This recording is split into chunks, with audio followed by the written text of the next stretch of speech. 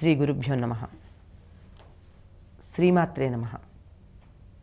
నవరాత్రులలో రెండవ నాడు దుర్గాపరంగా ఉపాసన చేసేటటువంటి వారు అమ్మని బ్రహ్మచారిణి అనే పేరుతో ఉపాసన చేస్తూ ఉంటారు.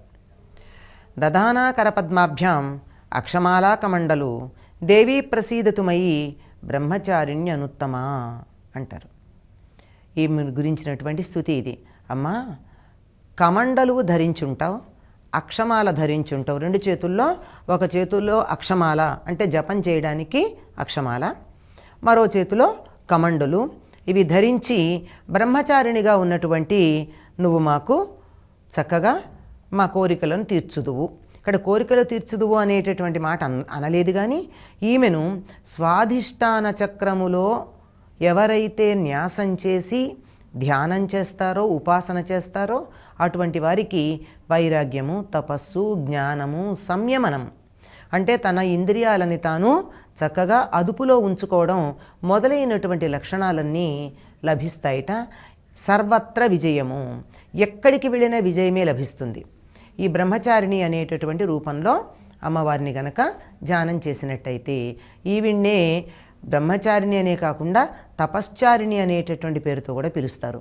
బ్రహ్మము అనేటటువంటి పదానికి జ్ఞానము అనే అర్థం ఉంది, అంతేకాకుండా తపస్సు అనే అర్థం కూడా ఉంది. బ్రహ్మచారిణి అంటే తపశ్చర్య చేస్తూ ఉండేది, జ్ఞానమునందు నిమగ్నమై ఉన్నటువంటిది. జ్ఞానం అంటే ఏమిటి? జ్ఞానస్వరూపుడెవరు? సృష్టి మొత్తం మీద శివుడు. శివుని యందు ఈవిడ మనస్సు లయమై ఉండడమే ఈవిడ జ్ఞానమునందు లయమై ఉండడం.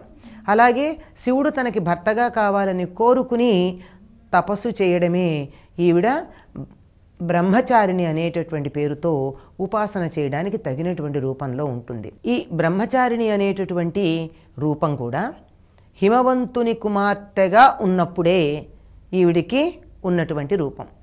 హిమవంతుడికి కుమార్తెగా జన్మించిన తర్వాత శివుడికి ఉపచారాలు చేస్తూ అతడి మనసు గెలుచుకుందామని అనుకుంటే ఆ సమయంలో మన్మధుడొచ్చి బాణం వేయడం, ఆ బాణానికి మనస్సు ఒక్కసారి చలించినటువంటి శివుడు కారణమేమిటా అని ఆలోచించి దానికి కారణమైనటువంటి మన్మధుణ్ణి బూడిద చేయడం.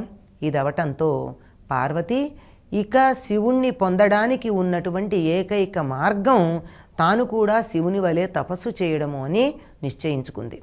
అందుకనే శివుడి మెప్పు పొందాలంటే శివుడు చేసే పనే తాను చెయ్యాలి. శివుడు తపస్సు చేస్తున్నాడు, తాను కూడా తపస్సు చేసినట్టయితే శివుడికి తన మీద అనుగ్రహం కలగవచ్చు, నా వంటిదే అనేటటువంటి ఒకానొక భావన కలగవచ్చు. అందుకని తాను కూడా తపస్సు చేయడానికి బయలుదేరింది.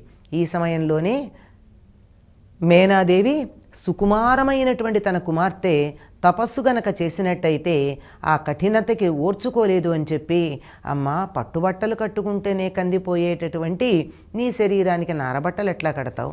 సుకుమారంగా పూలు కోస్తేనే అలిసిపోయి కందిపోయేటటువంటి నీ వేళ్లతో జపమాల ఎలా తిప్పుతావు? మెత్తని పరుపుల మీద పడుకుంటే కూడా నొచ్చుకుపోయేటటువంటి శరీరం ఉన్న నువ్వు రాతి మీద ఎలా కూర్చుంటావు? వద్దమ్మా అందిట. అంటే అమ్మాయి వత్సే, మా వద్దు, నువ్వు తపస్సుకు వెళ్ళొద్దు అని మేనాదేవి అంది. అప్పటి నుంచి పార్వతికి ఉమా అనేటటువంటి పేరు కూడా సిద్ధించింది. ఈవిడ తల్లి మాట కాదని అంటే ఎదిరించింది అని కాదు, తల్లి వద్దన్న తల్లిని ఒప్పించి తపస్సు చేయడానికని వెళ్ళి ఆహారం తీసుకోకుండా కొంతకాలం తపస్సు చేసింది, నీరు తీసుకోకుండా కొంతకాలం తపస్సు చేసింది, ఆకులు కూడా తీసుకోకుండా కొంతకాలం తపస్సు చేసింది. అంటే రాలి పడిన ఆకులు కూడా తీసుకోకుండా కొంతకాలం తపస్సు చేసింది. అలా ఆకులు కూడా తినకుండా తపస్సు చేసినటువంటి కారణంగా ఈవిడికి అపర్ణ అనేటటువంటి పేరు కూడా వచ్చింది అని చెప్తూ ఉంటారు. అలా తపస్సు చేసినప్పుడు ఈవిడ తపస్సుకి మెచ్చినటువంటి శివుడు పార్వతిని స్వీకరించడం జరిగింది.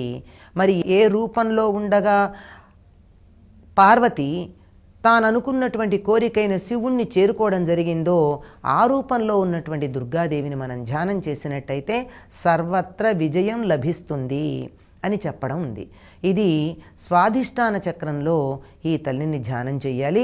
ప్రత్యేకంగా సంయమనం అని చెప్పడానికి కారణం ఏమిటంటే ఈ స్వాధిష్టాన చక్రం ఇంద్రియ లౌల్యాన్ని కలిగించేటటువంటి అవకాశం ఉన్నటువంటిది.